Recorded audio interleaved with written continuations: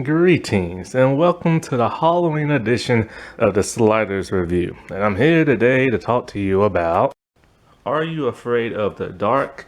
The Tale of the Quiet Librarian. So, The Tale of the Quiet Librarian is one of my favorite episodes. See, growing up, I didn't watch this show at all. And I didn't even know it existed until probably about 10 years ago.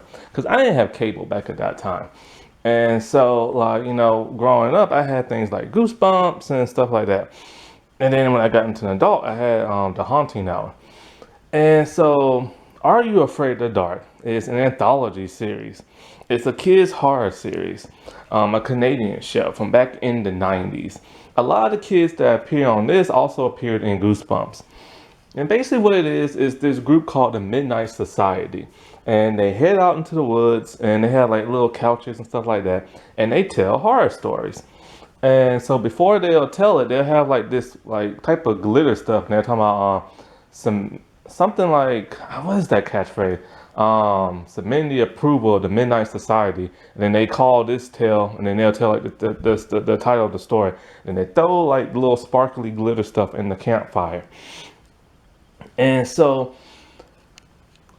because I didn't grow up with this, I watched this about 10 years ago. I remember I watched these all on YouTube and stuff, and they're pretty cool and everything, but I still like Goosebumps better. They did come out with two reboot series a few years ago. I can't get into the reboot series. They just, I don't know. They just like, they just don't, one is not the same as like the old series. Now I will say this. It's kind of cool having these group of people going out to the woods and telling ghost stories and stuff like that. But when it comes to the Midnight Society, that's all you see of them. You see them in the beginning of the episode and the end. And it's just like, they say, oh, I have to do this, I have to do that. Oh, I'm telling this story. And then, oh, that was a good story. And then they leave and that's it. And then the rest of the show is about like another group of people doing whatever the horror stuff is. And so it's kind of bummed because it's kind of like you want to see the Midnight Society do some of the horror stuff too. But then they do in this the original series finale called The Silver Sight. And that's a pretty cool episode and stuff. But now in the reboot, it is different because like you still have the Midnight Society, a new group, a new generation, and they still tell a story, but then that story turns out to be real and it comes to life and they have to do all this horror stuff. So it's the group that gets to do it, which is kind of a whole lot cooler and what I like. I kind of wish the older one was like that. I don't know how older fans feel about the new series. But it has 2 seasons, so somebody's liking it. It's probably younger people. Okay, so this episode, it starts off with the kids in the woods, the Midnight Society. And, the one young little boy who played Carlos in the Magic School Bus, this other guy is kind of like, messing with him and stuff like that. And so they're making a lot of noise. And the one girl's all like, shh, everybody be quiet. I don't know none of these kids' names because I didn't watch the show. So anyway, but they're all famous now in real life. And so she's like, shh, like everybody be quiet. And they're like, what? She's like, do you hear that? It's silent. So she starts talking about like how quiet and how people enjoy quietness. And the one dude's all like, as long as there is life, it will never be quiet. And then the girls are like, but what if you reverse that? What is, as long as there's quiet, there's no longer life and everything.